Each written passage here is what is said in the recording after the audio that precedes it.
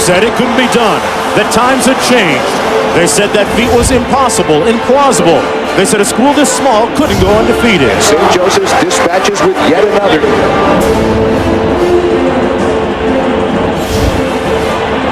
They said he was too short, too small to dominate. You think you're in great shape defensively, and he embarrasses you. What do they have to say now? At stake, a picture-perfect season. St. Joseph sits on the brink of history. Next on ESPN2.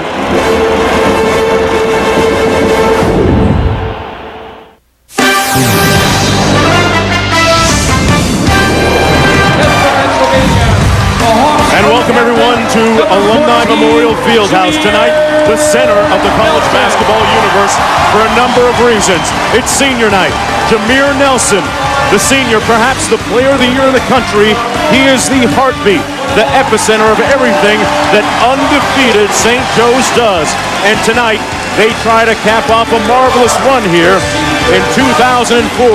Just one opponent stands between them and a picture-perfect season, trying to make an indelible mark on the college basketball landscape. And here's a look at our star watch.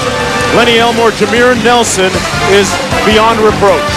Only 5'11", but the best player ever in the history of St. Joseph, and that's going away. Perhaps the best ever brand to play at St. Joe's. Phil Martelli says he's the best player in the country from the neck up, and certainly the best player to ever play in the modern era of St. Joe's basketball. I'm Mark Jones along with Lenny Elmore and Fran Fischilla. St. Joe's coming off of a game 3 nights ago up in Rhode Island when they barely escaped, winning 57-55, but that is history. This place has been bubbling with anticipation for a number of days. For about 3 days, the fans were lining up outside Memorial Fieldhouse here since 4 o'clock this afternoon. A long line winding all the way down the street, maybe half a mile to a mile long. They came to see one thing happen. They came to see their team, St. Joe's, cap off a perfect season. And perhaps that guy, Jameer Nelson, he'll be playing his final home game here in a St. Joseph's uniform.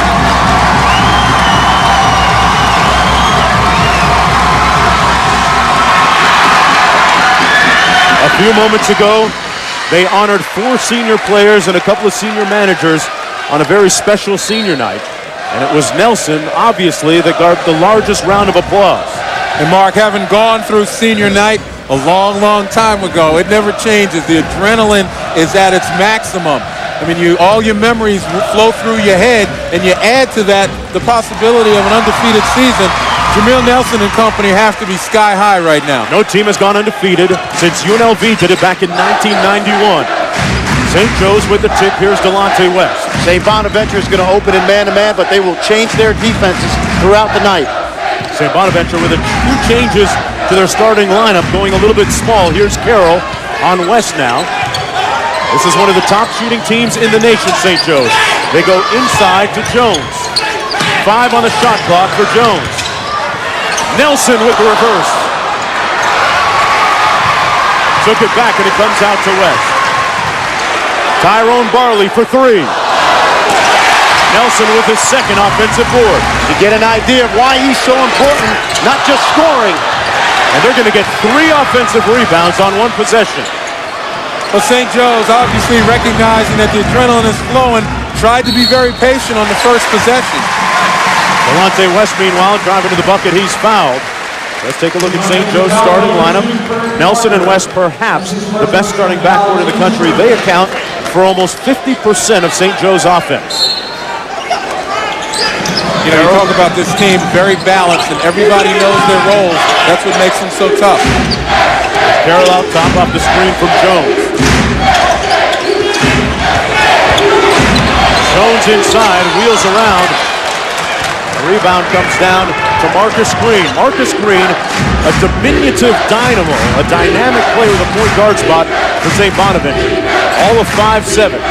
Here's Lawton. A little pick and roll with Green. Green and Nelson have played together in high school all-star games here in the Philly area. There's a look at the St. Bonaventure starting lineup. Their head coach Anthony Sullivan in his first year. Green and Smith in the backcourt. Lawton, their second best player and second highest scorer. tipped out of bounds by Crum Carter, the freshman. Delonte West. Well, you know what, guys? If Jameer Nelson is Batman, West has to be Robin, right? The second leading scorer, averaging just under 20 points a game. Well, Delonte West is starting to make believers out of him as well. Inside, Jones hacked. And he'll go to the free throw line for a pair. Just a handful of teams have gone through the regular season undefeated. And St. Joe's looking to do it for the first time since the Runnin' Rebs did it back in 1991. They've had a couple of scares throughout the course of the season. The most recent one coming Saturday against Rhode Island.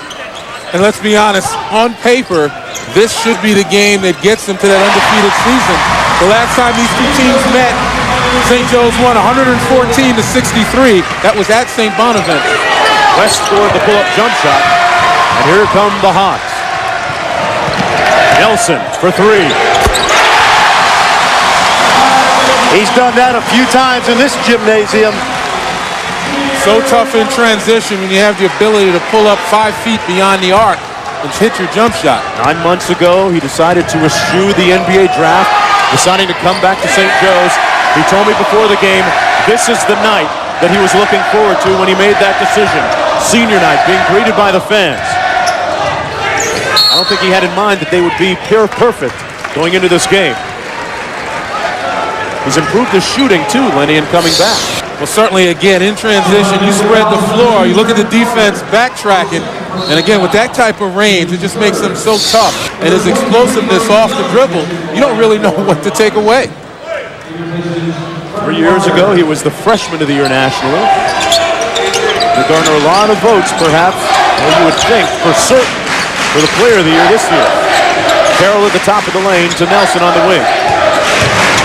Closed by Smith for the layup. Well, you saw the ability to shoot the three.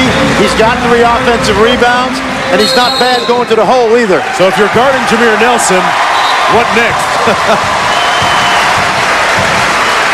Well, it's such a helpless feeling, particularly when you got no help down low.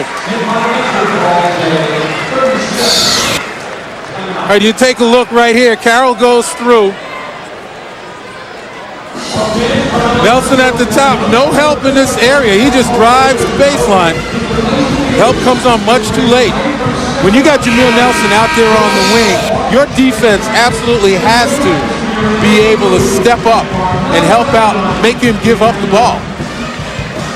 This is a guard-oriented team, and they are certainly a talented group of backcourt players. Well, tomorrow night, ESPN with college basketball and NBA back-to-back. First at 7, number 22, Georgia Tech takes on number 3 Duke. ACC Wednesday presented by Staples, and at 9 Eastern, the Houston Rockets take on the Los Angeles Lakers, also available in high definition on ESPN HD. Chris Duhon, another guy, Mike Nelson, that's more important to his team than just scoring points. Anytime you have a senior backcourt player that leads well, your team always has a shot in the upcoming NCAA tournament. St. Bonaventure starting off cold. And they finally notched their first bucket. Patrick Lawton from downtown. 1 for 4 from the field. Patrick Lawton, one of the most improved players in the Atlantic 10. He's had double-figure scoring in 17 of 25 games. Needs to get his team off the mark consistently. Carroll from downtown and a nice rebound by Maurice Young. Let's balance the ledger just a little bit. St. Bonaventure comes in 6-19 overall, but Anthony Solomon faced with a tremendous rebuilding job at the beginning of the season, and he's done quite well, frankly, for himself and the team. This is somewhat of a celebration for St. Bonaventure as well. They've handled NCAA sanctions, and Anthony Solomon is a class act, a guy that is going to try to build his St. Bonaventure program. Same kind of tradition as St. Joe's. From the baseline this time, no good by Young. That was a nice job by Green on the penetration. Got to find guys that are able to put it down. West to Nelson. They throw it into the post. Jones backs down his defender. Blunkis and uses it. Well, Dwayne Jones is really a shot blocker. That's his role on this team defensively.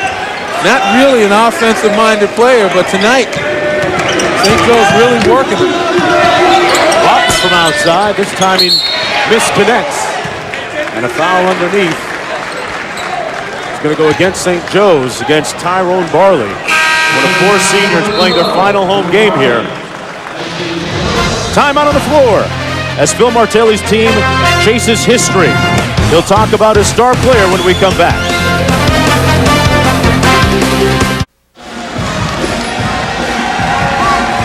Jameer Nelson Jr. watching, all of 2 years old. He was crying during senior ceremonies. He doesn't want to see Dad leave, just like his head coach. Well, it's the stuff of legends, and the numbers may be repeated. We may get a guy who scores more points or gets more assists or more steals, but we'll never get a player that would have the dramatic impact on the program that he has had. Already with 5 points on 2 or 3 from the field. He does a lot for his team. The first time that Phil Martelli saw him play, he had 1 point at halftime, but he says he totally dominated the game. Well, it's interesting when you talk about a National Player of the Year candidate. He was not heavily recruited. In fact, the coaching staff sweated the summer before his senior year, hoping that bigger schools wouldn't find out about him. And you know what? They didn't. Well, he's a local guy, made good, galvanized this university community, and that's the stuff that Phil's talking about when he says the stuff of legends. And now they're on the brink of an undefeated regular season. Incredible atmosphere here up on Hog Hill for the last 72 hours. Fans have been lining up outside since about 3:30 this afternoon. This place holds only 3,200 people, of which 700 are allotted to the students. The rest are regular season ticket holders. There have been over 130 media credentials given out for this one. Underneath, and a nice putback by Kamara. Well, he made it here in time. Yeah. Guy that had class today, had a 6-hour drive. They didn't want him to miss class, and he certainly has shown up and contributed. Nelson to Bryant. They swing it around the weak side for Carroll. Foul's going to be on Green. Before Jameer Nelson started playing here at Hog Hill, this was not a very successful program, but since that time, in the last 4 years, he's turned the beat around. Well, he certainly has, and he's had some pretty good players throughout those several years to learn from and develop. And right now, this is his show. There's no question about it. And this is, you talk about a culmination of development over 4 years. You can't ask for more. Here's West. He's also done his share of the scoring. West shoots almost 43% from downtown, and he knocks that one down. Foul inside, and it was West, guys, need I remind everyone, that made the game-winning jump shot against Rhode Island 3 days ago. When you talk about West, you're also talking about a guy that was not heavily recruited. Greenbelt, Maryland, wanted to play in the ACC, didn't get that opportunity, and he's made the most of it here. Got a chance to play right away. That's a nice way of saying Maryland slept on it. No. Prince George's County. No, you know right what? down the road from College Park, and you know, and there are a lot of teams in that conference that did miss out on Delonte West. But you know, Len, Delonte West's a guy that got a chance to play early in his career here, and he's improved that way. There are probably better players in high school coming out that Maryland and those ACC schools are looking at. There's something to be said for playing time. And he's one of those guys I spoke of when I said Jameer Nelson has had some pretty good players with him to develop and grow. Jones missing underneath, partially blocked. St. Joe's leading 12-6, 13:50 to go here in the first half. Green driving to the bucket and kicks it out to Smith. Well, when Green drives to the bucket, he literally gets lost under there. You can't see him anymore.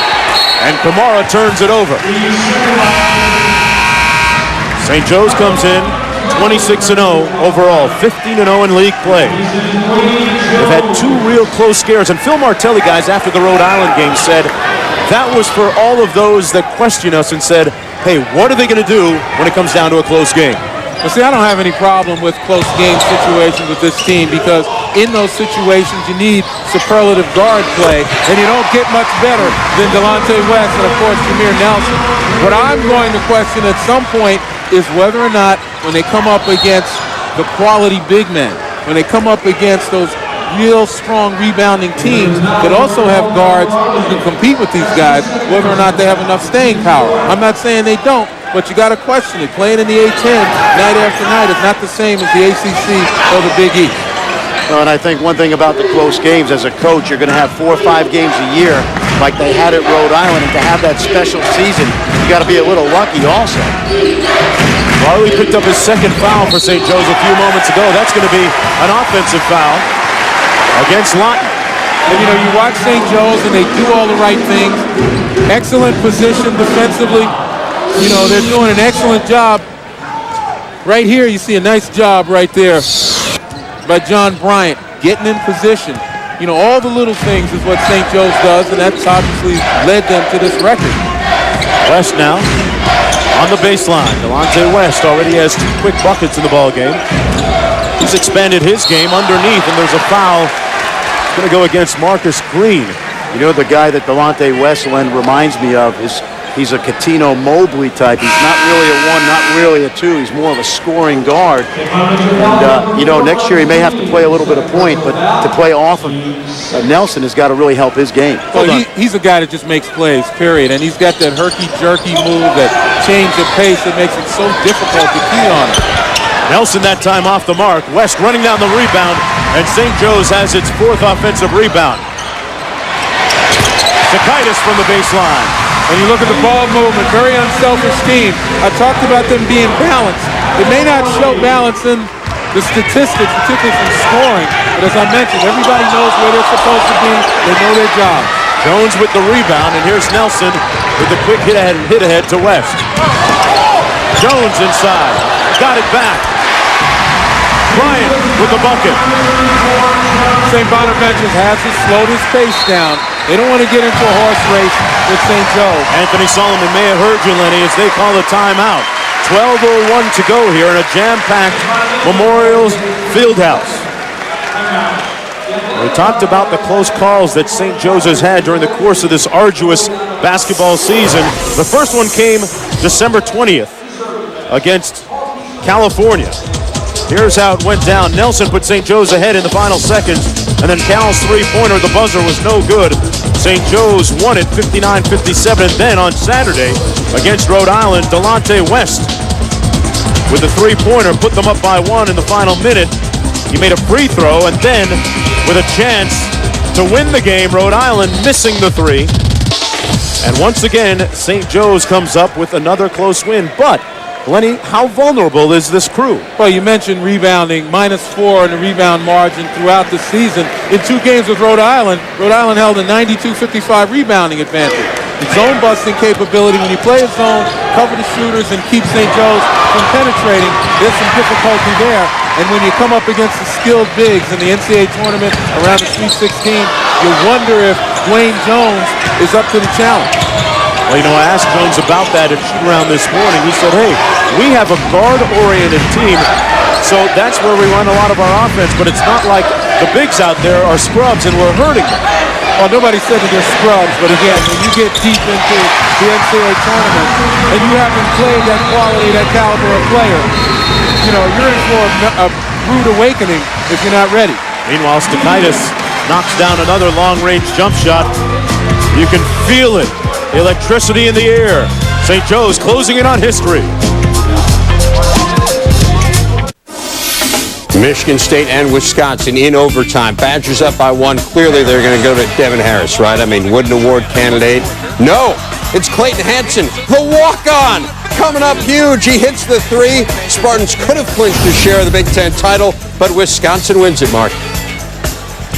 They have. Foul call on the inside as Young was trying to go up for a shot. Scott, earlier you talked about tough tickets. You know what's a tough thing to get here on St. Joe's campus? Number 14 jerseys. The bookstore can't stock them enough. I mean, there are people that are just coming from all over the place to find a number 14 St. Joe jersey, and they're none to be found. Back ordered 6 weeks. Well, good luck if you're a player coming into the St. Joe's program ever trying to wear that jersey again, too. Now, with about 11 minutes left to go here in the half. And a 13-point lead. Perfect crossover for Nelson. 7 points for Jameer. All right, does he want to break the scoring record tonight? I think they'll have a chance. If he decides that he wants to be the scorer, he'll go for it. Well, that is clearly the thing, John, about the way that Jameer Nelson has played the game. If he wants to be the guy who could pump in 30, 35, 40 points in a game, he most certainly can do that. But as you see the fight for the rebound going on, here he comes again. I think he realizes he doesn't have to be that guy. That's a great defensive play by Lawton.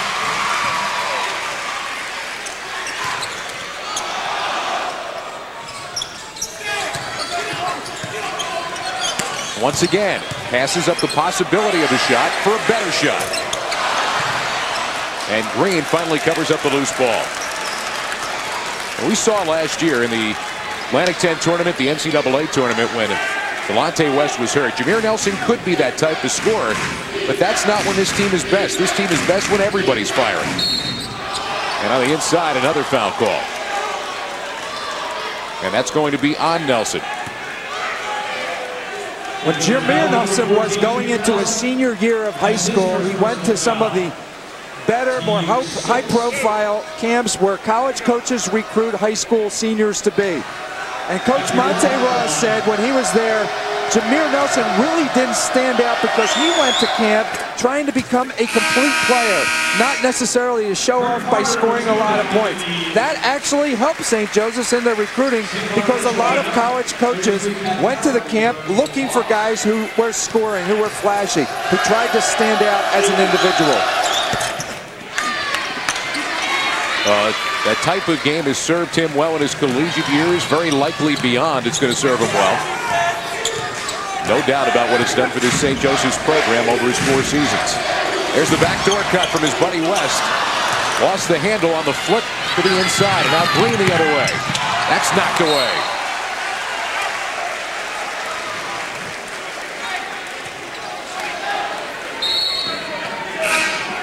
Well, you got to like Marcus Green. He's a real warrior. He hardly ever comes out of the game. He's almost a 40-minute man.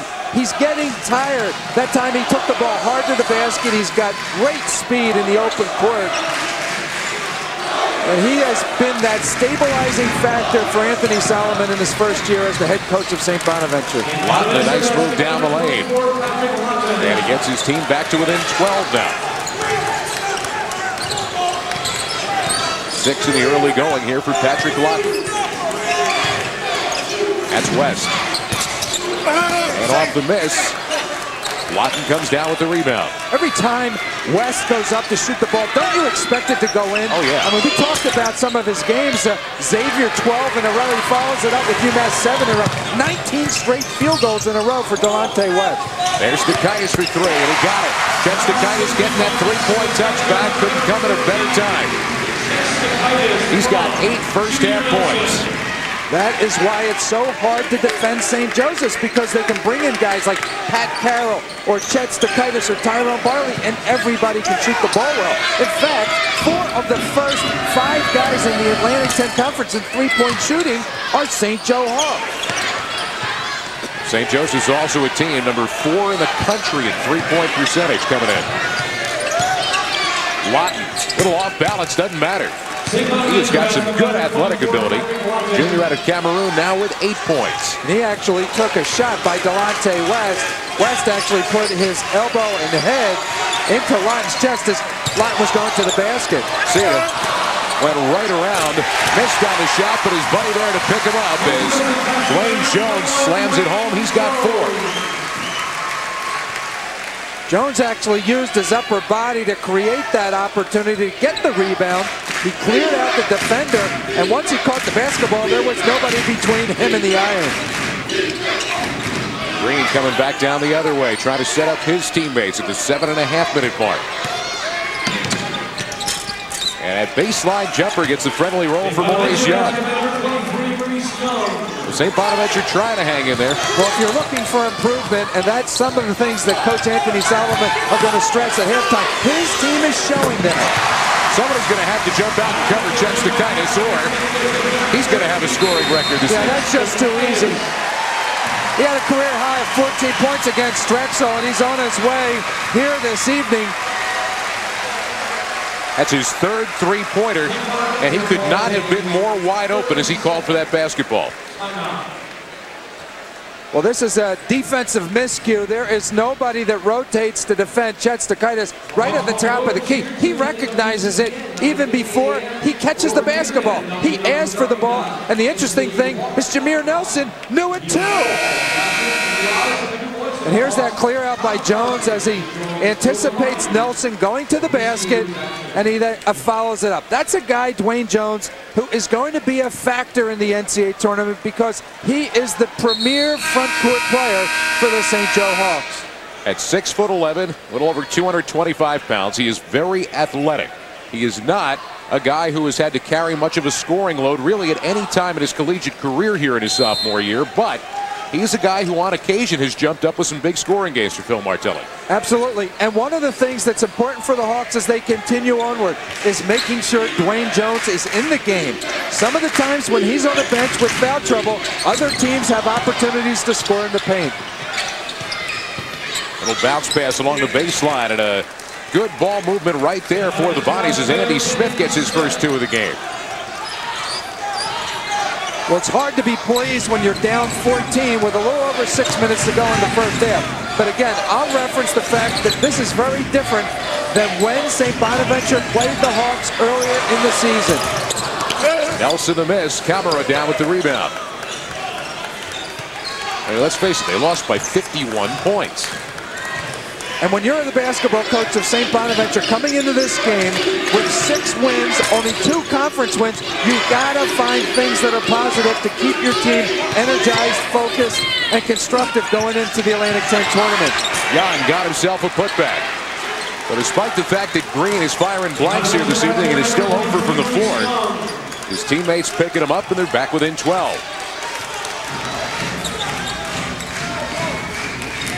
Carroll's back in.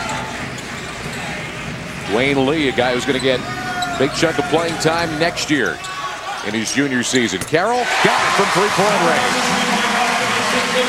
It just doesn't matter who you decide to cover because somebody else is going to jump up and hit. That's just so amazing about this team. It's Tyrone Barley off the bench. It's Chet Stakaitis. It's Pat Carroll.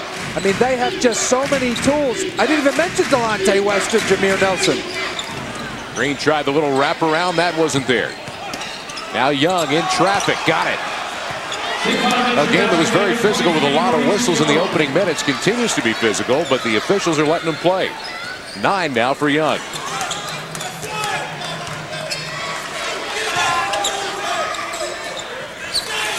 They step out with that defense, try to get it to the perimeter. And a foul call going to go on Andy Smith. So that's going to put St. Bonaventure up over the limit at the 4:57 mark. And it'll mean free throws the rest of the way for St. Joseph's.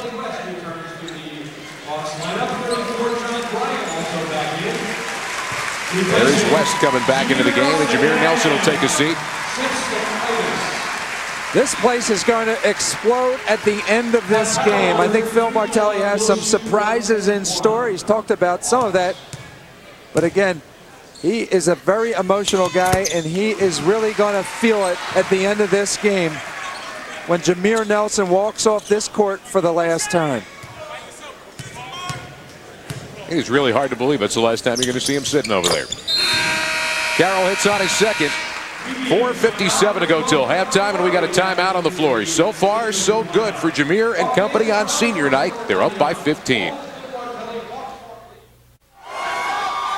Our Hall's Fruit Freezer screaming fan of the game? Well, take your pick. Just about anybody in this building would qualify here this evening. When you need cool, soothing relief from a dry, scratchy throat, reach for a Hall's Fruit Freezer's Treat Your Throat.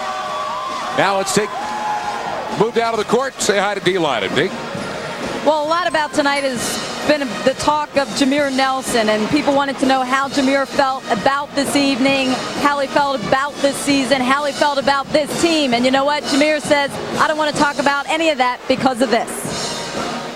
Well, not right now. I mean, I think later on in our lives we can really understand what this meant to us individually and meant to our team. Right now, we really can't become satisfied or really enjoy it the way we want to because we're still playing.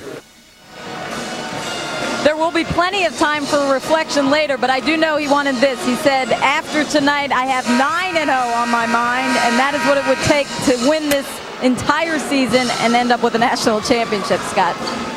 That's a tall order, but you kind of get the impression in talking to Jameer Nelson, watching what he's done over 4 years, that there really aren't any orders that are too tall.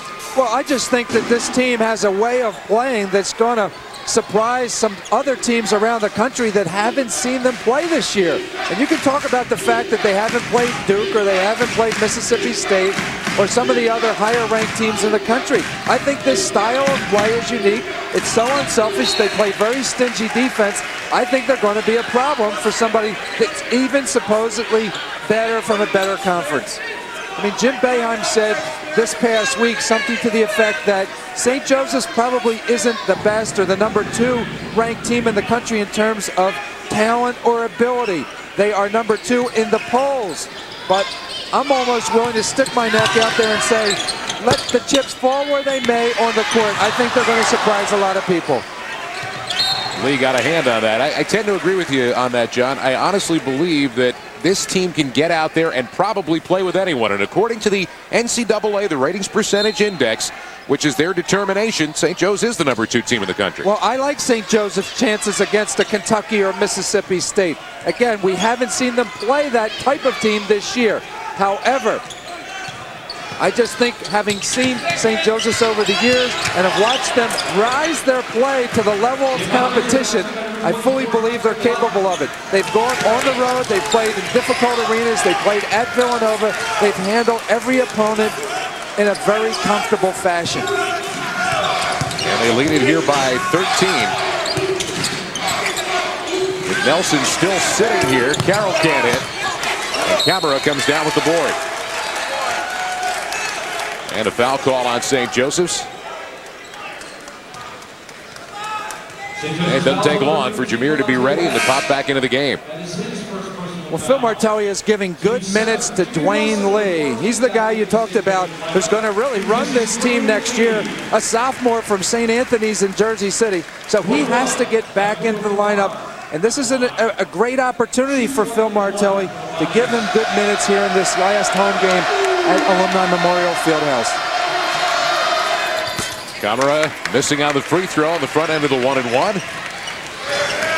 And now the ball back in those familiar hands as St. Joe's runs the offense, and they run it consistently throughout the game the same way, much the same way they play defense aggressively for 40 minutes the same way. Well, every guy on the court right now can shoot the basketball, can dribble and pass. So there's 4 guys on the floor right now that are almost point guards. A great play by Jameer Nelson as Lawton was uncovered, and he ended up saving a basket. Just ran right at the shooter without committing a foul, and he changed his shot.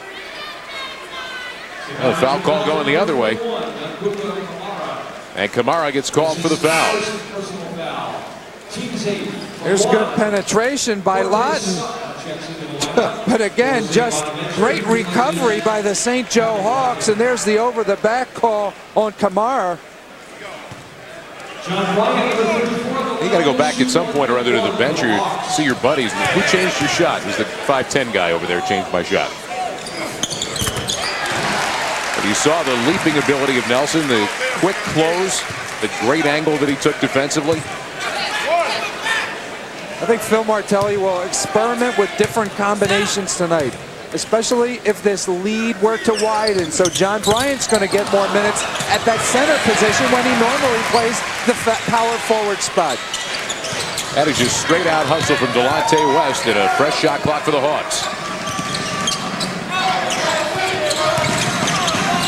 And West, who's shooting so well tonight, the net barely moving.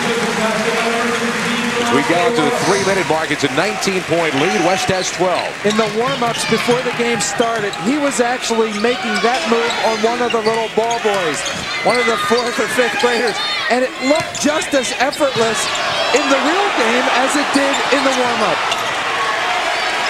Hustling for every loose basketball, and they create opportunities for themselves to get it back again.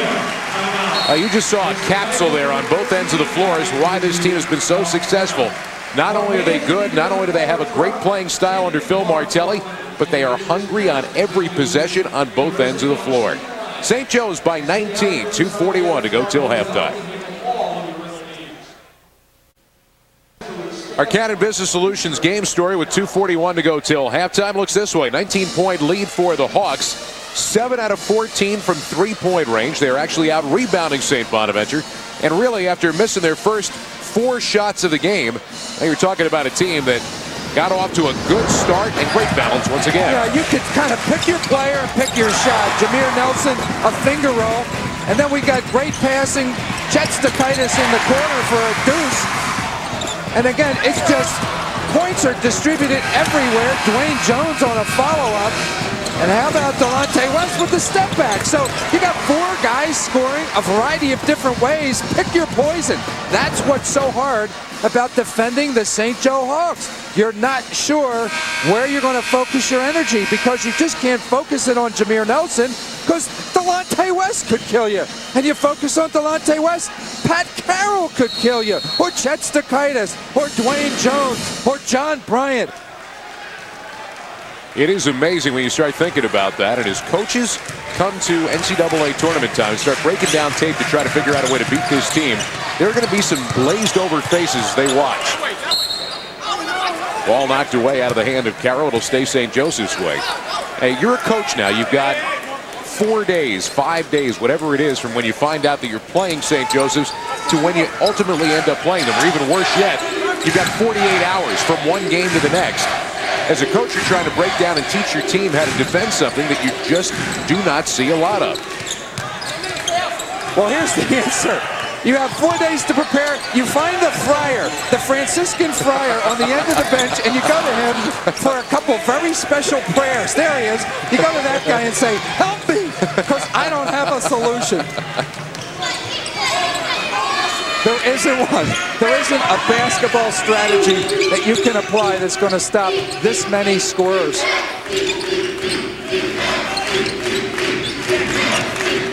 We talked all year long as you see Smith driving the lane, can't hit on his shot. Starters, aside from Lawton, have been shut out here. We talked so many times in the beginning of the year, they said, well, a team with a lot of size, a big team might be able to beat St. Joseph's, or a very fast team might be able to stay with them on the perimeter. Truly, neither of those has worked. And a turnover for the Bonnie is going to send it back the other way. Take a look at the U.S. Airways out-of-town scoreboard. The upcoming schedule for tomorrow, Rhode Island at Dayton. That is a 7 o'clock start at UD Arena. LaSalle is at Fordham at Rose Hill. That one also starting at 7 tomorrow night. There's a very big game. GW and Xavier at the Cintas Center. And UMass at Temple tomorrow night. That one is an 8 o'clock start. Well, even though Dayton has the lead in the Atlantic 10 West, there's still a couple important games left to be played for the Flyers to lock up that #1 position. West the miss. Look who's there. Nelson for the rebound and got fouled on the putback attempt. So at the 101 mark, he's going to go to the free throw line. And over the course of this year, the St. Joe Hawks sometimes team rebound. You see a bunch of white jerseys there, and Jameer Nelson just kind of elevates more sometimes than the front court players. He's averaging almost 5 rebounds a game from the point guard position. And that's just another good example of him doing what his team needs for that team to be successful. So the guys down at the end of the student section have an entire tote board system worked out for tonight to see if Jameer can make that run at the points record. As I said, it's going to be his before his career at St. Joseph's is over. The question is, would it be poetic justice for him to do it here on a night where he's being honored? And the foul call is going to be on Stikaitis. One of the few things that the crowd has had to be unhappy about here in the first half. Coming up at the half, we'll take a look inside the Atlantic 10. We'll get a historic perspective on this St. Joseph's team. Have a look back at first half highlights and stats. Marcus Green at the line for St. Bonaventure. Well, I know Marcus Green, having grown up in this area, wanted to come back here. His last game as a player for St. Bonaventure, playing here before a home crowd. But so far, a difficult night. St. Joseph's has done a good job of locking up Marcus Green. He's 0 for 6 from the field, 0 for 4 from beyond the arc. And he has been the focal point of St. Joseph's defense so far. He's been the focal point really all year long of any team that's taken on St. Bonaventure because he is a true scorer. And he's a distributor of the basketball. We watched the Temple team take him out of a ball game up in Olean earlier this year, basically by focusing entirely on the little man. Well, right now it's 5-on-4. Kamara had lost his sneaker, slow to get back. You can't defend the St. Joe Hawks with 4 defenders. Stakaitis again knocks down another shot. That is 4 3-pointers now for Stakaitis. West going for the loose ball, knocks Green down. And Delonte West is going to get called for the foul. He just tried to tell the official, as you take a look at Stakaitis, he's trying to tell the official now, that's a loose ball. That can't be a foul call. He did that right in front of us. That's how we know. Well, I think that Delonte West expected Jameer Nelson to actually anticipate that pass and be there to flick it away. And one more try coming for Green. Kern Carter, the freshman who got 2 quick fouls, ended up going to the bench, comes back in for the final 30 seconds. And Maurice Young taking a seat. I think the issue for Jameer Nelson, the number of points he scored tonight, is going to be related to how long Phil Martelli will leave him in the game. And as this gap perhaps widens, Phil Martelli is probably going to take him to the sideline, give some minutes to other guys, and prepare his team for the Atlantic 10 tournament and make sure nothing happens to Jameer Nelson in terms of an injury. Let's take you over to D-line. Well, Scott, we continue our video diary of Jameer Nelson's career. In his sophomore season, Nelson continued to blossom as a leader. He became the only player in Atlantic 10 history to lead the league in assists 2 consecutive seasons. He carried the Hawks back into postseason play and was named to the A-10's All-Conference first team. Scott? Now there you saw just a little bit of what it was that he was doing back at that point for this program and how he really grew into kind of a quintessential point guard that year. That was the year that you took a look at him and you realized that he was finding guys open that other people didn't realize they were open. You had an idea of what kind of a floor vision he really had. You know, and the only guy that comes to my mind in recent memory in terms of having such a huge impact on this program or a basketball program in the city of Philadelphia was Lionel Simmons at LaSalle during the Speedy Morris era. Once Lionel arrived, things changed, and the LaSalle Explorers won game after game. Now this one belongs to Jameer right here. And he realizes he doesn't have to take the shot. But he gets the rebound. Did they get the foul call? They did not. And that is going to do it for the first half of play. It may not have ended on the right note for him, but St. Joe's leaves the floor up by 20 here at halftime. That was a one-handed rebound and a one-handed shot, all in one motion. Earlier tonight, Jameer coming in. That's just the beginning of this picture postcard of an evening. And his final night here at Alumni Fieldhouse as a member of the St. Joseph's Hawks. 1 half down. He's got 20 minutes of basketball left to play. And oh, by the way, St. Joe's is still going for the perfect season, up 20 at the half. The second half, couple of moments from now. Let's take you over to D-line, D.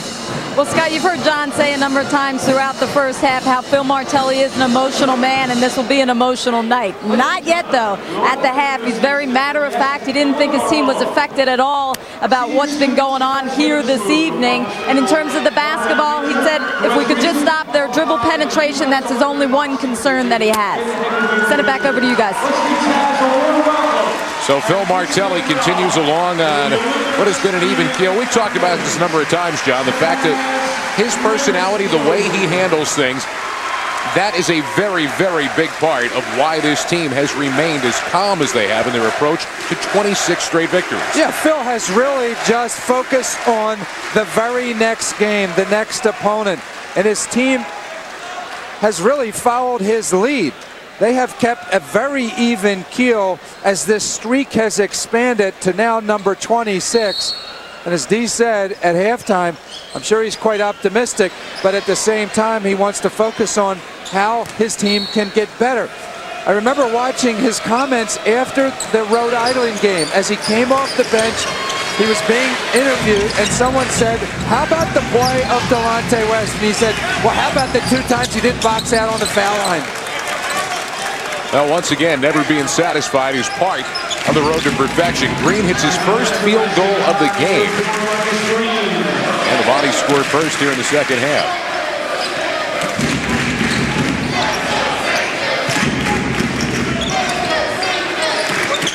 There is Nelson.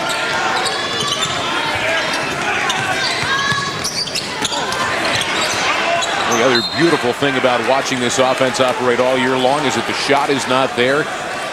They in no way panic. They just move the basketball around and continue to look for the good shot. As the clock winds down, really doesn't make any difference. Well, what I like about them is they can adjust. They really have the idea that they're going to go inside. Bryant quick to the offensive glass, missed on the putback. And Nelson picks up the loose ball. So they missed 3 times. Kind of mirrors what happened in their first possession, where they actually had 4 shots at the basket and missed all 4. Well, most of the time they don't have an advantage in the paint, but they recognize in this game that they do, and they feel like they have to get John Bryant and Dwayne Jones more involved offensively. That's why as they rotate the ball around the perimeter, they're looking inside. That was a real nice move by Lutton, who got West in the air, but he pulled the string on the jump shot.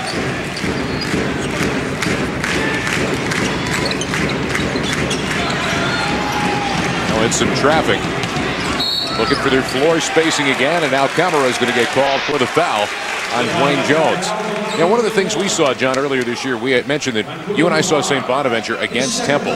They had a very, very good approach to how to move the ball against a good defensive team. Anthony Solomon told us about it before the game, and they did exactly what they wanted to do. The problem was they couldn't hit enough shots to win the game. Exactly, and that's the difference between a team that's winning a lot of games and another that isn't. The game plans are almost identical. Rarely does one coach out-coach another. It generally comes down, however, to the players and how well they execute. So here is Bryant now going to the free throw line. Well documented that Bryant has had some problems from the free throw line over his career. He's 1 out of 2 tonight. Sharing a little bit of a light moment with Marcus Green. Marcus said something to him that made John laugh. And 1 out of 2 again. This time Carter clears the glass away.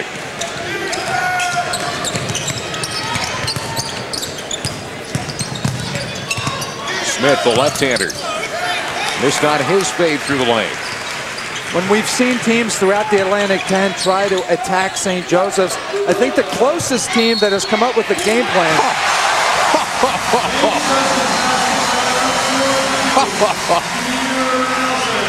All right. Ahmad Smith almost tackled Jameer Nelson.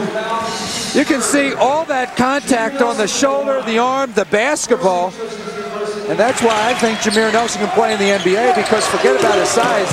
I just look at that upper body strength and his ability to finish even when he's being pushed and shoved and manhandled going to the basket. That is now 37 straight games in double digits for Nelson. He's got 12 here in this one. And the lead continues to grow for St. Joseph's. I think that teams are going to look at the way Rhode Island has played St. Joseph's the last 2 outings, but particularly the one most recently at the Ryan Center. And they're going to try to drive on guys like John Bryant, Dwayne Jones, and try to get those guys in foul trouble. Lawton had the advantage of being left-handed there, but couldn't get the shot to fall. What a save by Delonte West. Bryant, good look to his running mate in the front court, and Jones gets fouled. I like the way the St. Joe's players adopt the game plan to the teams that they're playing. And again, the game plan coming in was get Jones and Bryant more involved in the offense. And as we've seen the St. Joe Hawks all year long, this is the most that we've seen their front court players touch the basketball and look to score. I think Phil does an excellent job in preparing his team for the opponent that they face. He has a staff in place for 5 years. Mark Bass, Monte Ross, Matt Brady. And these guys know the teams in the league. There's a good look at Phil and his staff. They know the teams in the league very, very well. Nelson knew that was good when it left his hand. 15 now for Jameer Nelson. These guys are so prepared when they take the court against any opponent in the conference, but it still comes down to plays like that. Jameer Nelson knocking down a three from beyond the arc when he's guarded. And St. Bonaventure just frankly cannot buy a basket right now. The possession arrow on the held ball gives it back over to St. Joseph's. Well, St. Joseph's playing stingy defense as well. Bonaventure has only scored 2 points so far this half as St. Joseph's increases the lead.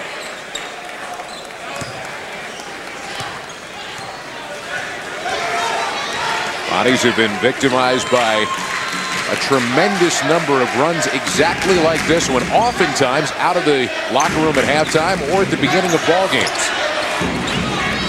And Jones gets another two. Bonaventure goes to a zone defense, and Delonte West just threads the needle. Oftentimes people look at Delonte West as a scorer, but he's actually been their leading passer over the last 10 games. I think he's averaging 10 assists over the last 10 games.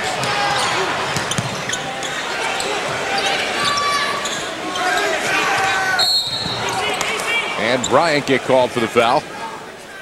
In their last game, the loss at UMass, St. Bonaventure had a 21-5 dropped out of him coming out of the locker room at halftime, and they're in the middle of a similar one here right now. Well, when you're coaching a team again that is really having a difficult season, you look at some of the things that you haven't done well, and you try to make those things kind of go away and do them differently, do them better. So one of the things you talk about, Scott, is these gaps, particularly the way you've started the second half. You want to change that if you're Anthony Solomon. And Nelson, the finger roll on the feed from West.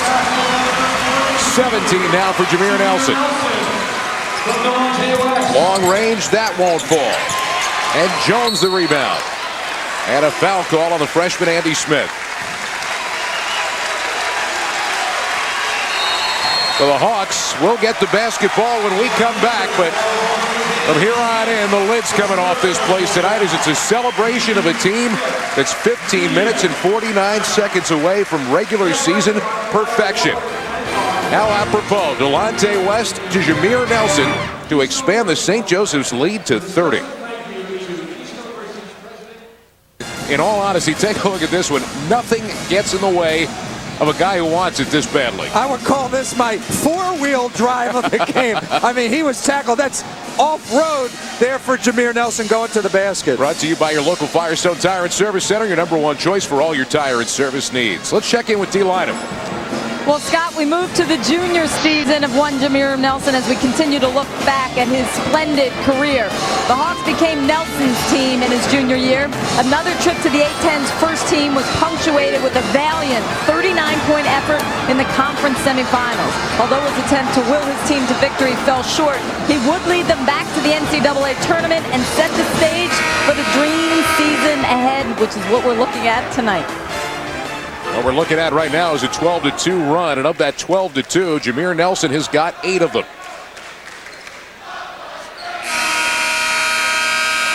Scott, I think the NCAA tournament appearances of the St. Joe Hawks will serve them well this season. These guys go into the NCAA tournament with a lot of game experience, and that's invaluable when you have to play 2 games in the course of a very short weekend.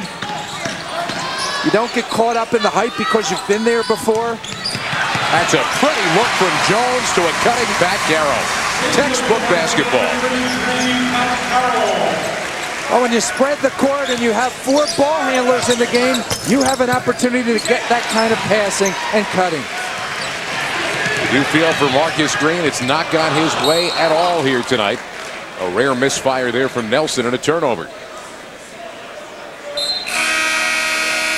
Phil Martelli is communicating to Jameer Nelson. He's kind of pointing to the temple of his forehead saying, you know better than that. We don't need that kind of pass. And Jameer Nelson kind of just nodded and smiled and said, you're right. Bad decision. Aren't too many of them. Young had good position, but Bonnie's, as we said, just can't buy a basket right now. Oh, they're stuck on 29. Anthony Solomon would like nothing more than see a 3 up there. 3 in the first digit. 2 points in 5 minutes and change now for St. Bonaventure here in the second half. West, boy, he is just red hot right now from three-point range.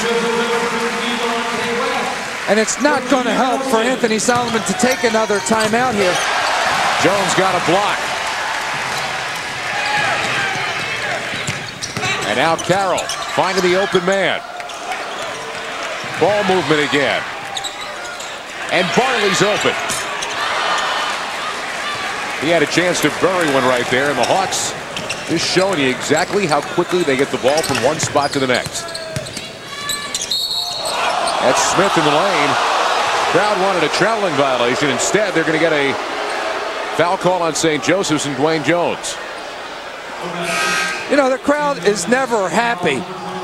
Even when you have this kind of margin, 25-point spread. I mean, a drive to the basket. Dwayne Jones tries to help out. He's just not there early enough. Good call on the part of the official. Still an unpopular call, even when you're up 25.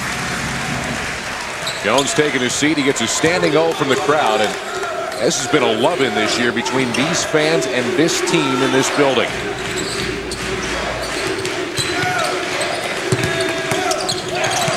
And the ball thrown away. Bryant got a hand on it. It's going to be a foul call as Smith gets his fourth. But getting back to that point, John, I know that you're talking about a building here that only holds 3,200 for a game of this importance. It's the idea in mind of, you know, potentially moving it to the Palestra almost 3 times the capacity. There is something that just seems right about this game being played here tonight on senior night. Yeah, sometimes the business of basketball comes into the discussion. I'm very happy that St. Joseph's decided to maintain the tradition. The players, particularly Jameer and Delonte, particularly Jameer and Tyrone Barley, said we started our careers here. We want to finish it here.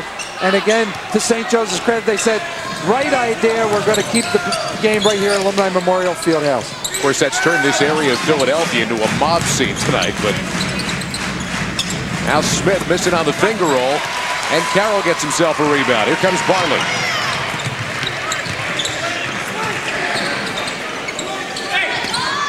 Nelson on the cut. Pretty play. Bryant saw it the whole way, and Jameer just snuck along the baseline. He's got 19, and guess what? He's now just 12 for the record. And that all started with Tyrone Barley deciding to pull the ball back up when he had an opportunity to score in transition. He brought the ball back out, and again, look at the court spacing. Barley to Nelson cutting back door. What a beautiful play.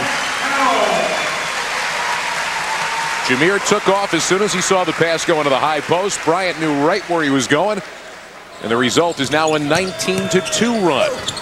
Carter the miss. And Snikaitis the rebound, so the drought continues for St. Bonaventure. So often we talk about Jameer Nelson, we talk about things like his passing, his driving, his shooting. We never talk about his cutting to the basket, but he's just phenomenal at reading his defender and taking advantage of it with backdoor cuts. Snikaitis got fouled on the way in, so he'll go to the line now for a 2-shot foul.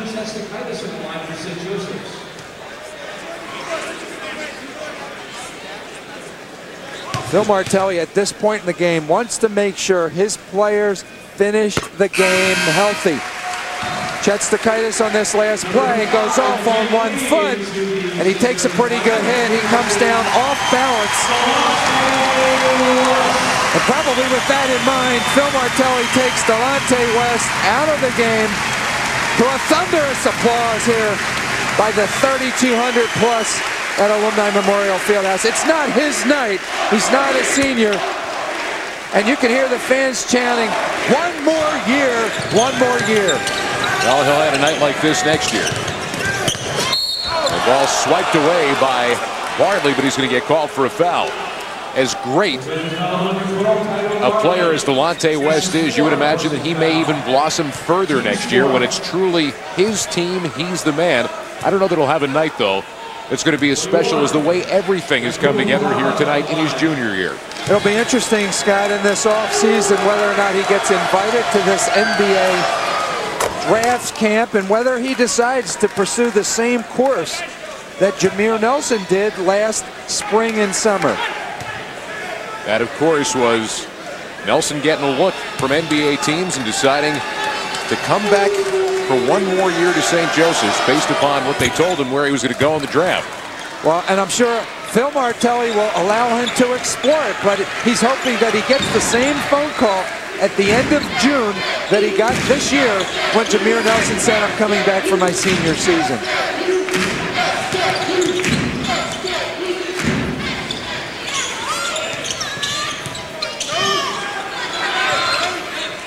Nelson from way outside. Look out. That record is going down.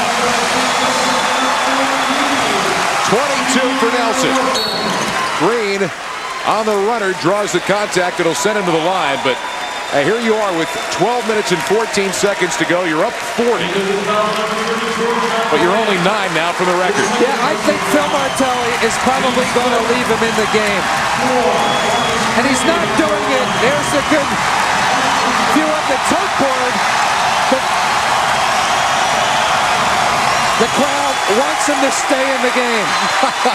and Phil Martelli's not doing this to embarrass St. Bonaventure, because under any other circumstance, he would take Jameer out of the game. I tell you, it is just so different to see a coach and a player having that much fun on the sidelines, but they deserve every last second of it because of this year. A timeout on the floor with 12:14 left to go. St. Joe's up big, looking for perfection here in Philadelphia. Some applause from the crowd when he came out, Linda Billings.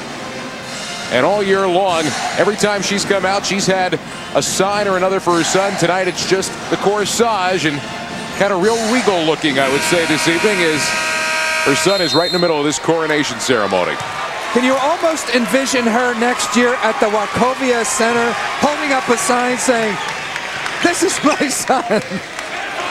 I'll tell you what. I mean, there's been some talk in some of the local media about how the 76ers should bring a guy like Jameer Nelson on board.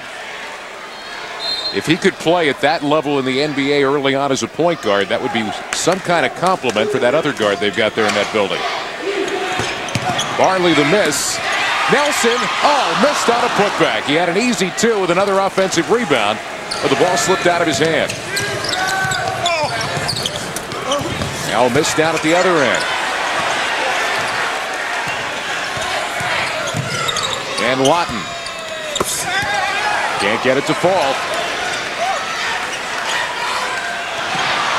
And now Green, good anticipation. And the little guy in traffic still can't get a shot to fall. Nelson for 3, got it, look out. 6 to go for the record. Well, guess what? He's staying in the game. There's no doubt about it now. As soon as he gets the next 6 points, he's going to come out, but he's staying in there as long as it takes now to break that record set by Bernard Blunt. The record's going down, John. Why not get it here? Why not get it here in this building tonight? And it fell back on that shot and missed on it. Well, that's the first time all night that he hasn't let the kind of shot come to him. He forced that shot. And again, everyone knows why he tried. Carter fighting hard on the inside, gets himself a putback basket. Well, Ken Carter is guarding Jameer Nelson.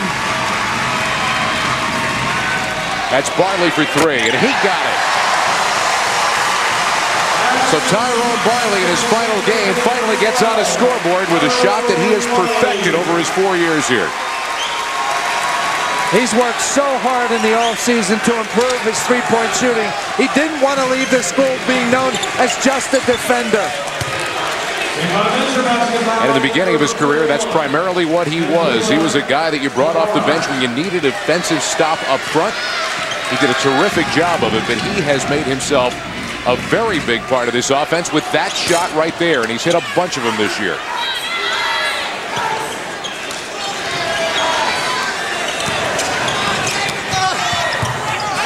Carter underneath again, and this time he gets fouled at the 9:33 mark. Well, Phil Martelli, I'm sure, wants this game to finish the way it started, with guys passing the basketball and playing good defense. The last couple possessions, St. Bonaventure has done a good job of finding open men under the basket.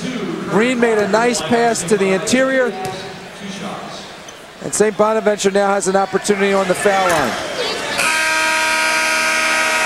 And now Tyrone Barley is going out of the game and getting a huge hug from Phil Martelli. He got his points.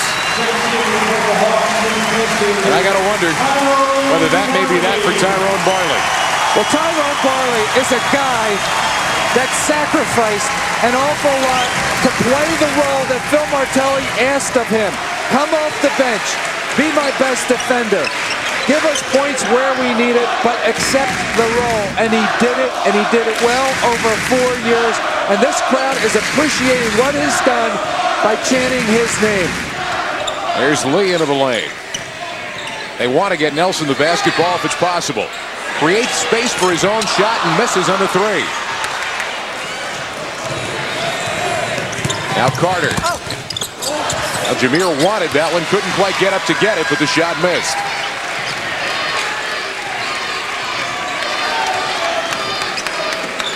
Under 9 minutes left to play. Look, he's tired. He is tired. He wasn't ready to shoot that basketball. He's taken the last couple shots in a row, and he just wasn't ready to fire. Dwayne Lee wasn't going to look over that way, and the crowd started screaming that Jameer was open.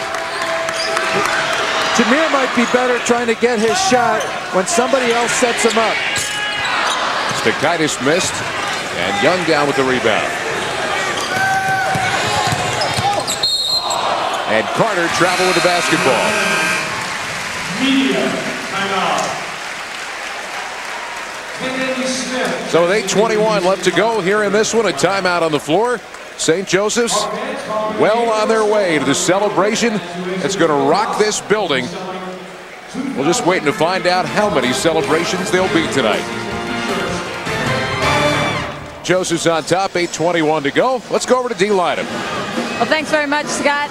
I'm with Don DeJulia, who's the athletic director here on Hawk Hill, and we are 8:21 away from that perfect 27-0, which a lot of people have talked about in the last couple of weeks, but can you believe it's actually going to come true here tonight? No, but it's countdown now. It's within 8 minutes for a surreal experience, for a great community and a great senior class. Don, can you say what the impact that this kind of season can have on your school, on your basketball program in the years to come? It's going to be a tremendous impact, but it's going to take months and perhaps up to a year to measure the real positive impact this has had. And I imagine the emotions of tonight are only going to get bigger as this game ends and the postgame starts. Do you think so? I think the postgame ceremony is going to be terrific. Don, thanks very much, and congratulations on a phenomenal year. Scott? Now, thanks, Steve, and our thanks to Don DeJulia. Now, block shot by Camara. Well, I think D and Don DeJulia spoke so appropriately of... Look out. I think you got a curtain call coming.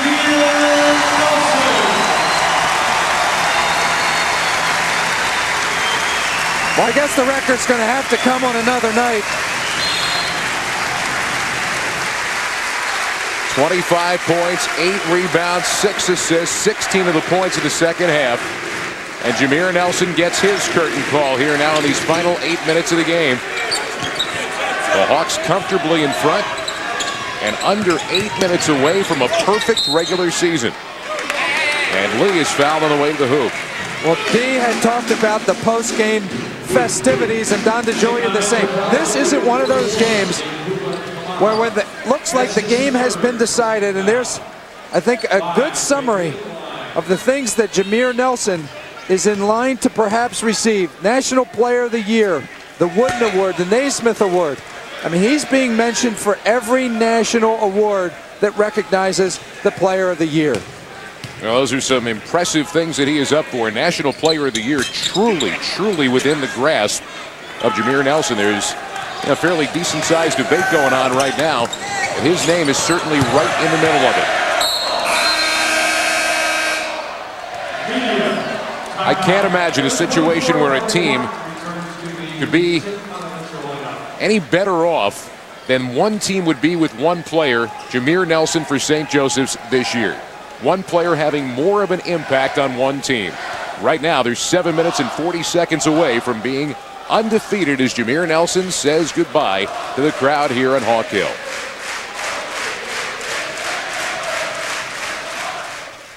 Senior night, and we are here as we take a look at now this 27-0 team, or soon to be. We're joined by Joe Lenardi, certified bracketologist, maybe the first bracketologist specifically in America. Is that true? Hopefully the only one.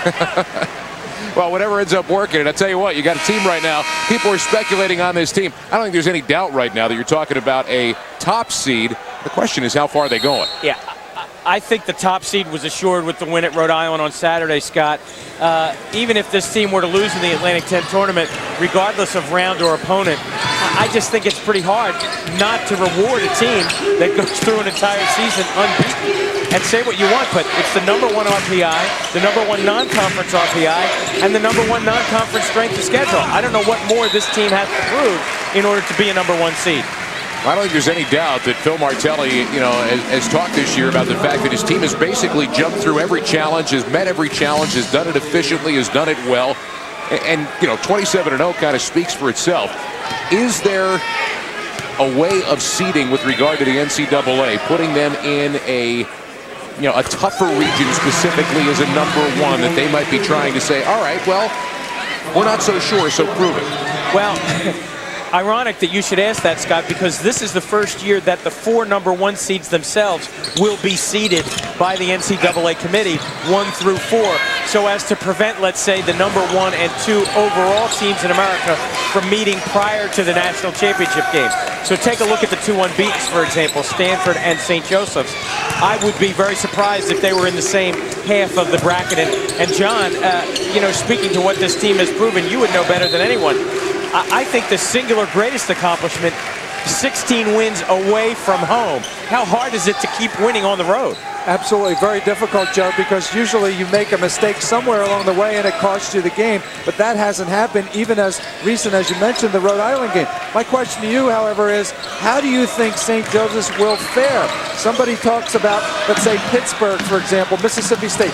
How do you feel that St. Joe's matches up to some of these other nationally ranked teams? Well, as you know, the tournament is all about matchups and style.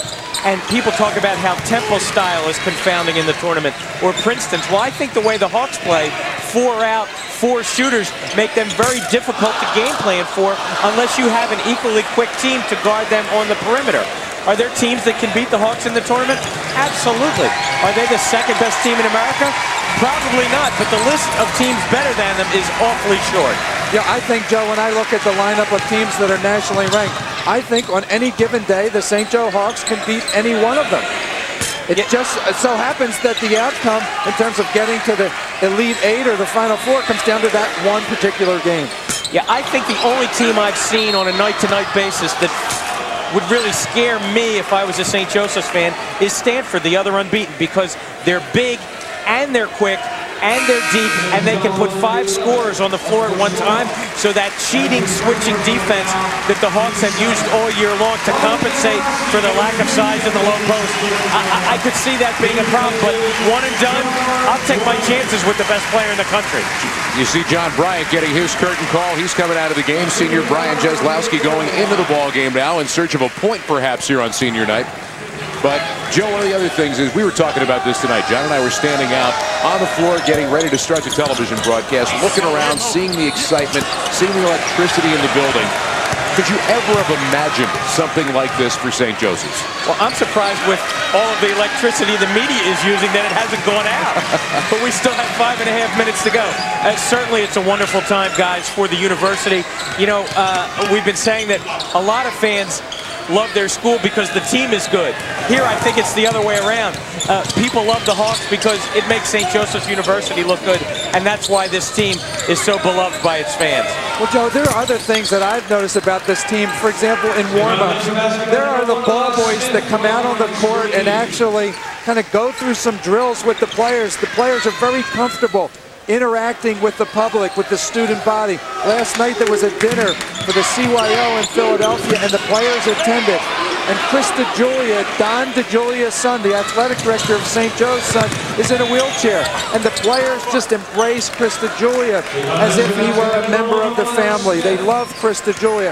And that kind of quality, I think, is very evident in the character of this basketball team. And I think it's been a pleasure for him to coach these guys. Senior night, points number 1 and 2 for Brian Jaslowski. And if you've never checked out BrianJaslowski.com, now is your time. You know, John, attending the dinner last night that you mentioned here in Philadelphia, there was an auction, a Jameer Nelson autographed jersey went for a considerable sum of money. But what impressed me about that was Jameer Nelson was beaming the entire time, and he went right over to the guy who bid and won the jersey to spend time with him. And I mean, that's why this team has been embraced by so many who really don't have that much of a connection with basketball. I hope that if there's a film made kind of in the venue of one shining moment, that play of Brian Jaslowski gets included. That clip has to be included in the One Shining Moment film for the St. Joe Hawks this season. Well, if not, check out his website. I'm sure it'll be there in streaming video tomorrow morning. 4:23 left to go in this one. And St. Joseph's that much shy of a perfect regular season. 27-0. An opportunity now to also get a little bit of a break, Joe, because this is a team that also, they got kind of banged around a little bit at the Rhode Island game. And because of this and the way the schedule has fallen, they are not playing again until a week from Thursday. They got plenty of time if they've got any bumps and bruises to get healthy.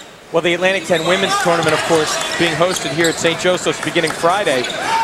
So the building not available. They're the first team in the conference to finish their season. And just a bit of good fortune, as you mentioned, with Dwayne Jones banged up a little bit. John Bryant nursing a bruised meniscus.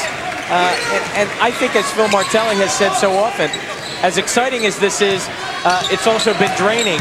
And for the players to get away, spring break begins next week. Maybe come back relaxed and refreshed in Dayton next week. Now, you talked about the NCAA tournament. We were saying, in any given situation, any given team, what could they do in terms of beating St. Joseph's? Could that happen in the Atlantic 10 tournament? Well, absolutely. I mean, you're looking at Xavier, you're looking at Dayton. All 4 of the top teams in the Atlantic 10 West, I think, on a given day can hang with and beat this team. George Washington only lost by 9 in the Atlantic 10 opener in this building. But with the games being in Ohio, Xavier and Dayton are the real threats. Joe Lunardi, we really thank you for spending some time with us. Pleasure. Good luck with the bracketology. 80-42 with 3:27 left to go. And yes, magic does happen on senior night, not just for the stars, but for the walk-ons as well. Game story, 3:27 to go. You see the numbers on Nelson for the night. St. Joe's out shooting St. Bonaventure. The big story, 3:27 away from win number 27 and a perfect season for St. Joseph's. Check it again with D. Lynham. Perhaps the most important date in the history of the program came out of season, June 19th, 2003, when Jameer Nelson picked up the phone and told Phil Martelli he decided to return to St. Joseph for his senior season. In game 1, their mission was clear: keep winning and never look back. Along the way, he set the school's all-time assist record and stepped up in an early season tight spot at California. The unblemished record created a local hysteria, later fortified by the national honor of appearing on the cover of Sports Illustrated. And now on senior night, it all comes full circle and the celebration continues. Scott? Well, thank you, Dee. And just to look back at how much that young man has meant to this program, and frankly, how much this program has meant to that young man. In fact, he decided to come back, be here for one more year, realize it could be something very special, and it has been. Now, Jaslowski was going for the finger roll. I mean, when you're hot, John, you're hot. You might as well take advantage of it. You may not get that many more chances as this team goes into the Atlantic 10 tournament. I think he should be getting more minutes. He's just playing real well. He looked very comfortable going to the basket there. If I were Pat Carroll or Chet Stakaitis, I might be looking over my shoulder right now. He's saying to himself, Coach, I'm hot. It's a nice move by Smith. With 2:39 to go. 80-44 game. St. Joseph's has 51 rebounds tonight. That is their season high.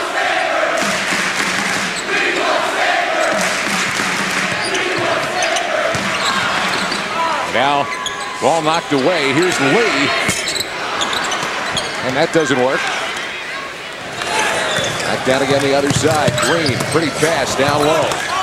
Green has never quit playing. A quick timeout now for Anthony Solomon. And Marcus Green literally has just never quit playing. Hey, you got to talk about a young man who's got a world of talent.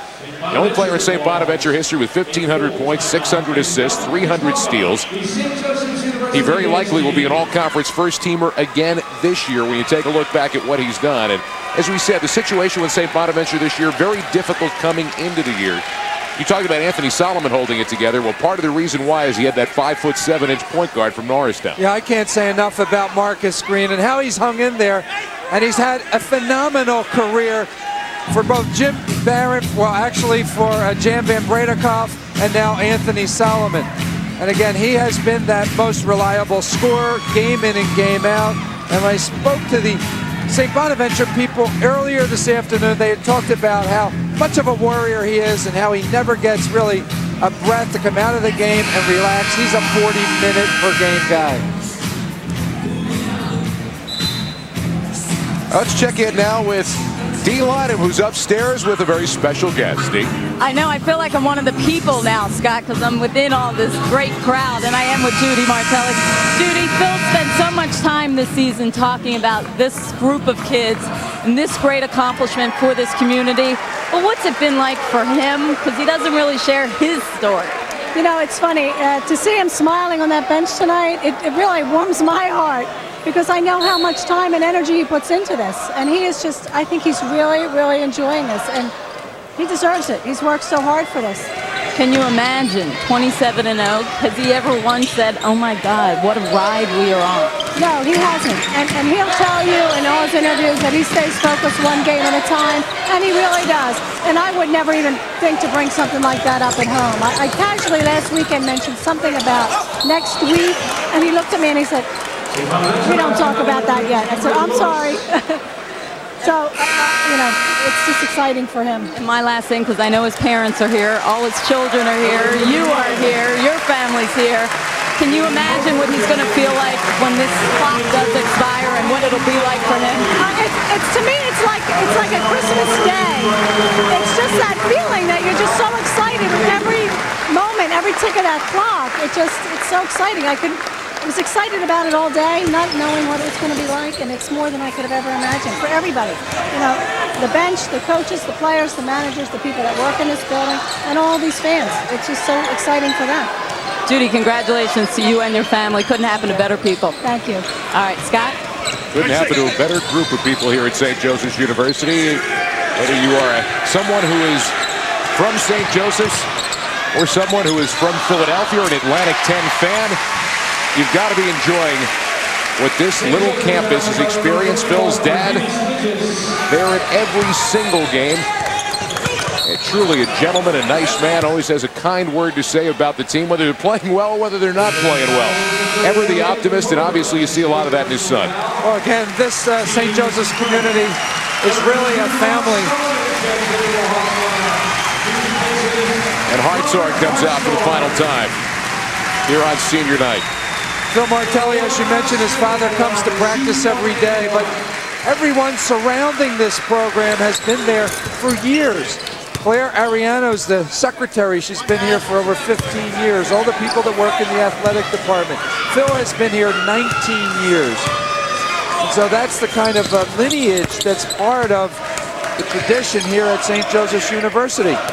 My cousin is the women's basketball coach here at St. Joseph. So the ties are very close and people stick with it year after year. And Phil has been here 19 years and he's brought his family into it, and he treats this experience like part of his extended family. What an accomplishment. What a night. And what a bittersweet feeling with a group like this, with knowing that you're not going to coach them in the home whites on this floor again. I'm going to put a plug here with 45 seconds to go for St. Bonaventure. These kids battled an awful lot this season. They did show up every game all year long, when last year at this time, St. Bonaventure didn't play basketball, so I give Anthony Solomon a lot of credit for keeping this team together. He will rebuild this basketball program, and St. Bonaventure will be better for years to come. But they put up a valiant effort here tonight, but this was the St. Joe's evening to remember. An evening to remember for a long time to come as we count down from 10 to simply perfect.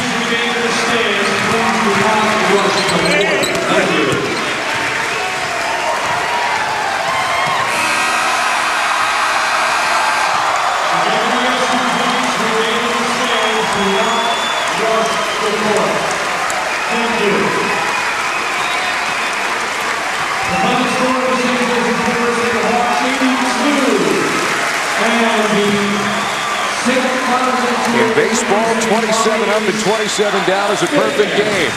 In college basketball, in this case, it's a perfect season. Well, you're getting a look at history. History has just been made. We haven't seen it in college basketball since 1991. It happens very rarely in the history of college basketball. We showed you in the very beginning just a handful of teams that have had that experience, and now St. Joseph's will be added to that list. Tyrone Barley and Jameer Nelson will leave a legacy here at St. Joe's that may never, ever be duplicated again. Certainly not in my lifetime, Scott. I mean, when you think of West, Barley, and Nelson, they've raised the bar to such a level that no one may ever be able to achieve that again. Well, one day, maybe when that little guy, Jameer's son, is wearing a St. Joe's uniform and playing point guard, maybe you think about something like that again, but it is such a once-in-a-lifetime type of experience, and everybody here tonight got an opportunity to savor every last moment of it as St. Joseph's has finished their season 27-0. Let's take it to D-line, D. Well, thanks much, Delonte. I know, well, we all hope you'll be back for another year, but can you tell me what it's been like to be a part of this evening, this team, and the 27-0 record? Oh, man, this is a great feeling, you know, for on any level of basketball, either the high school level, college, or the professional level. To go undefeated, you know, that speaks volumes, you know. People say what conference you in or where you playing. It don't matter where you playing at. They go undefeated, you know. That speaks volumes, and I'm just glad to be a part of it, you know. Can you share with me what you'll always take with you that Jameer Nelson either taught you or shared with you, and what it's been like to be a teammate of his? Oh man, you know, just I learn from him every day. You know, just being on the court with him. You know, he's not a selfish player. A player that, you know, just keeps all his abilities and stuff to himself. You know, he shares stuff with us, and you know, it's been a fun ride. You know. And how about this crowd? Hats off to these people and the love that they show to you guys. Oh man, they've been there all year. They've been there all year. And let me get over here. I'll let you go. Scott, they're a part of this team. They do everything together, and this is their final huddle here at the field house. Yeah, they got it. They are all together there in one final huddle as the crowd here chants, undefeated, undefeated. Truly one of the most special moments you are going to see. So rare in college basketball. Well, Scott, Phil Martelli just kind of let his emotions go. He raised his hand over his head, and he kind of just put his fist up in the air. And I think he's just going to relax now and celebrate what has just happened. We're going to make a run. Let's go get it, baby. Let's go. And there's that final huddle right in the middle of all of it. Hartshorner is kind of an emotional leader for this team. 27-0 for the regular season for St. Joseph's. And some emotional post-game ceremonies coming here on Hawk Hill as well. As Phil Martelli promised, as we said, some surprises. And also, Tyrone Barley and Jameer Nelson have asked to address the crowd here at Alumni Fieldhouse tonight at St. Joseph's, following senior night and a huge win over St. Bonaventure. Well, again, it's very fitting. St. Joseph's have scripted the way this team is going to walk off the court here at Alumni Memorial Fieldhouse. They've come up with a plan of being able to recognize the players and coaches and allowing the fans to be caught up in this experience. Let's listen to Phil. Thank you.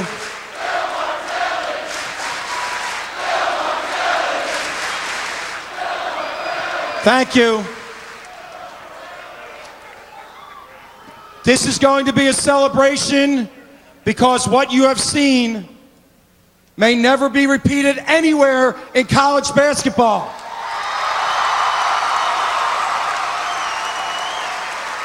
And we're going to take our time and we're going to do it right.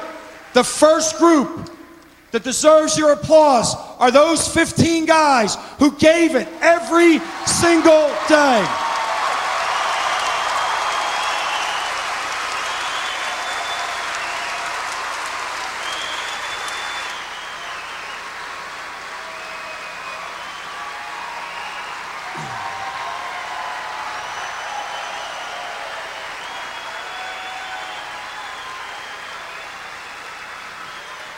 And by the way, they're far from finished. We got 9 games left.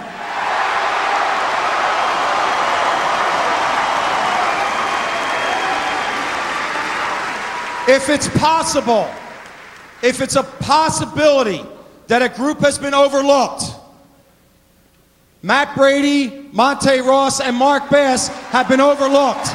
They're as good as you get.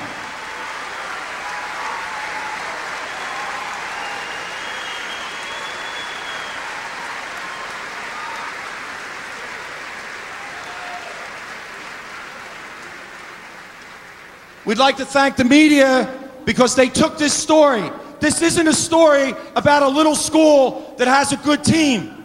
This is a story about a hell of a team. And they've taken that and they spread it throughout the country. No one anywhere doesn't know about St. Joe's now.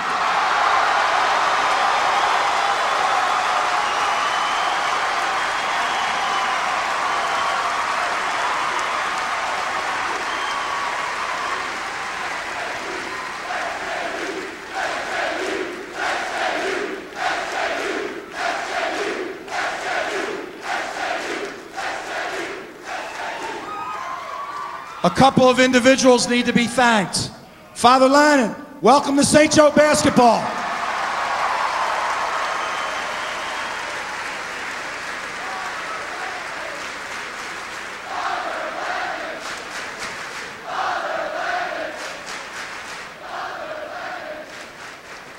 The most selfless man in all of college athletics and the foundation of this program, Don DeJulia.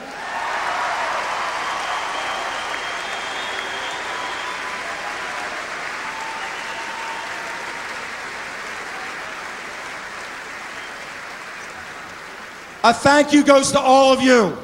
Your passion fuels us. We feel your passion wherever we are. And there's nobody that can match your spirit or your belief in your school and your basketball program. So thank you.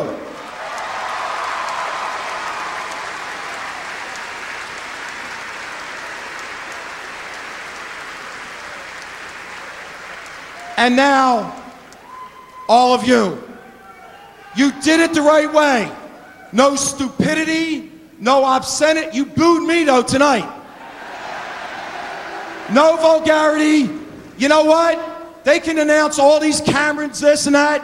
You're the best student section in America.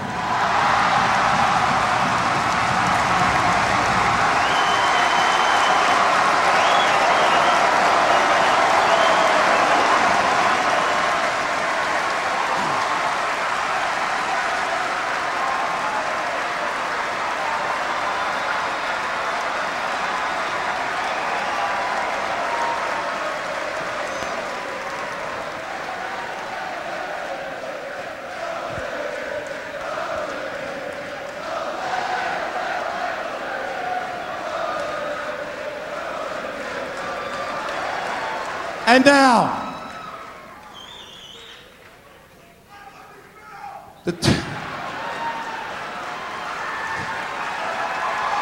I love you. The toughest minded guy that I've ever been around. He came here knowing that there was a guy ahead of him.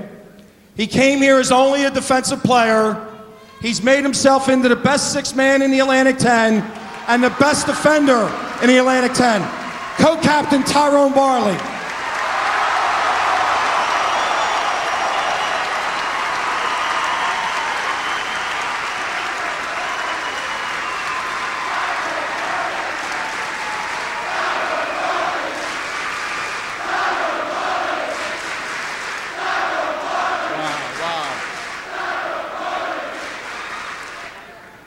Coming from? What a season. First things first, I have to thank my teammates. Have to. You guys made my last year here on Hawk Hill something special, and I'll never forget. So thank you.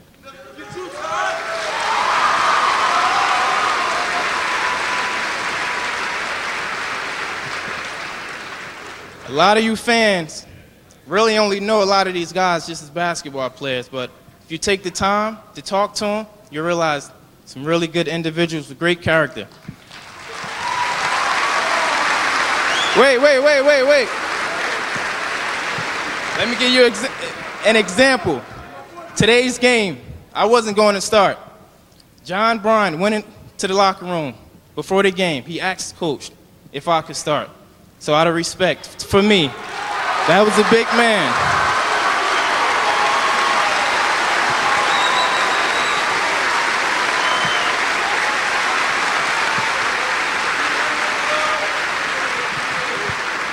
You know what?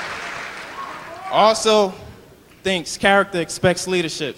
And I think we have one of the best leaders in Phil Martelli.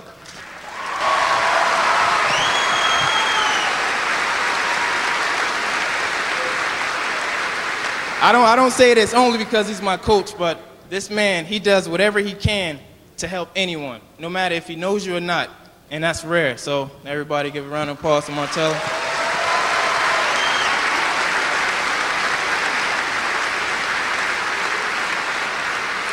Secondly, I have to thank you fans, because we would not be here. There's no chance that we would be here if it wasn't for y'all. There's no chance.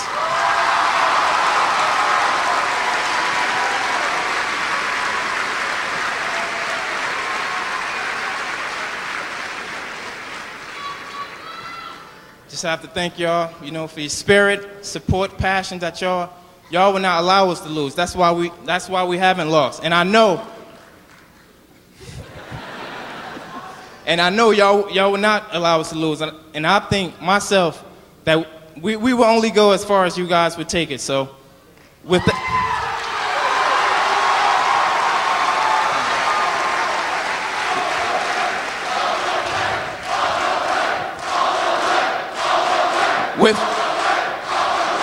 that in mind, I know I will see you all in Dayton, pushing us, carrying us, so we can tear down those nets, as well as the NCAA tournament. So once again, thank you for a special year. Hawk will never die.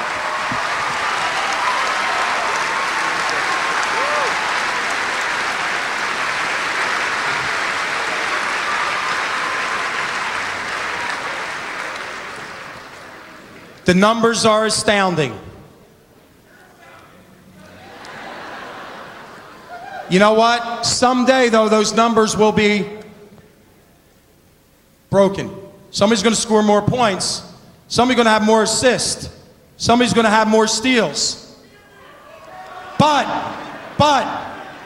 the number 14 will never be worn by a Hawk again.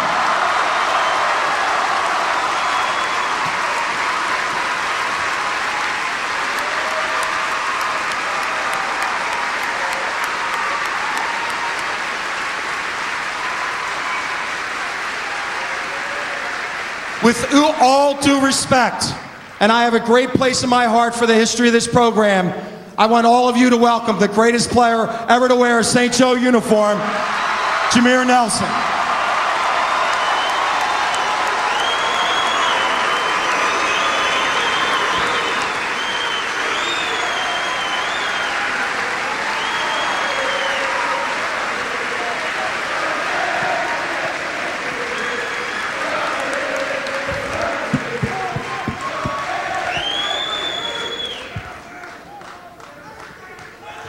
Thanks. Like Tyrone said, we got the best fans in the country, man. NBA, college, whatever. Best fans ever. Like you said, everybody here just made it such a special season for us, but like Coach said, we got 9 games to go, and I asked him, I knew the jersey was supposed to be retired. I asked him, to keep it on my back and don't put it up into the rafters until after the season, until the banquet, because like I said, we got unfinished business here.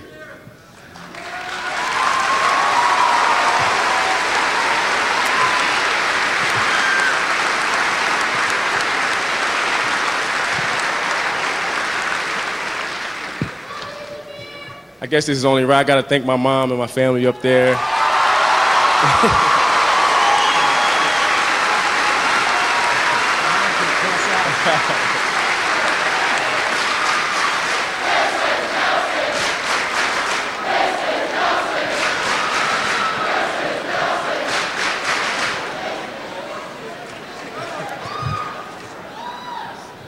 And like Tyrone said, because we have the best fans, we know you guys going to be there in Dayton.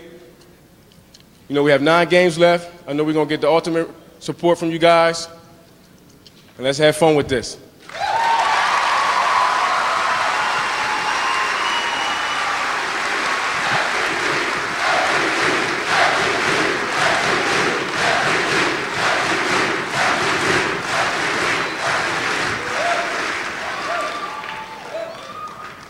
The banner for Jameer Nelson will go up there on April the 23rd. It's a Friday night. The banquet has been changed from a local hotel to right here on this floor. We will hold our banquet on this floor April 23rd. We have room for only 700 of you, and I expect that we would get double that. But we will have our banquet so that he can be properly honored, and this team can be properly honored, and all of you can make it. Now, in our program, we don't leave anything to chance. Nothing is left to chance. We practice everything.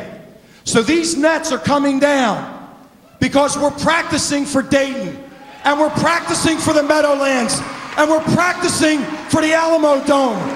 We're going to get it right. And then we'll be around to see all of you. Thank you very much. The Hawk will never die. It would be difficult to come up with a picture that would be any more of a celebration, any more of an emotion, and any more of a perfect capper to a perfect season here on Hawk Hill. What a night. What a night for the Atlantic 10 Conference. What a night to be a St. Joseph's basketball fan. What a night to be a college basketball fan. Jameer Nelson with his number now retired. And unfinished business on the way. They finished perfect 27-0. We're back to Hawk Hill in just a moment. 27-0, 82-50 the final score. St. Joseph's beating St. Bonaventure. John Griffin, one of the rarest things in the world is perfection. I'm just so happy you and I have had a chance to watch it, and everybody that had a chance to view tonight's broadcast had a chance to see one of the most rare things in college basketball. A team finished the regular season undefeated. Again, it falls into that category of we're getting paid to do something we love so much. What a great night. 27-0 says the cake on the floor. 27-0 says the cutting down of the nets. Even the Hawk getting involved in the act here tonight as St. Joseph's wraps up a perfect regular season, the first in college basketball since 1991. Yeah, it's the house of Phil. It's the house of the Hawks. 82-50 the final. 27-0 for St. Joseph's. Our next telecast on the Atlantic 10 Network, UMass and Richmond. Big game Saturday at 4. Check your local listings. Now for our entire Atlantic 10 Television Network crew, for D. Lynham and for John Griffin, Scott Graham telling you once again the final. Hawks win 82-50. The preceding has been a production of the Atlantic 10 Television Network. Enjoying it, but we still got a lot of business to take care of. How bittersweet is tonight that this is the final time that you'll play in this field house with Jameer Nelson, Tyrone Barley, and the rest of the season? Oh, it's special. It's special. It's going to be memories from this season that we're going to carry on and tell our grandkids, And I'm just glad to be a part of it. Things like this come around once in a lifetime, and it's one of those things. Delonte, we hope to see you cutting down those nets in San Antonio. Yep. Thank you very much. They're finishing the cutting of the nets. A perfect regular season, still intact, 27-0. Phil Martelli says they are just practicing for the A-10 tournament and the NCAA tournament. Back to you. A-turn tournament. Phil Martelli and everybody. 3,400 are there. Then of the game itself, which was really no contest, the question then for the game was Jameer Nelson going for the all-time St. Joe's record. He needed 31 tonight. Look at this drive here.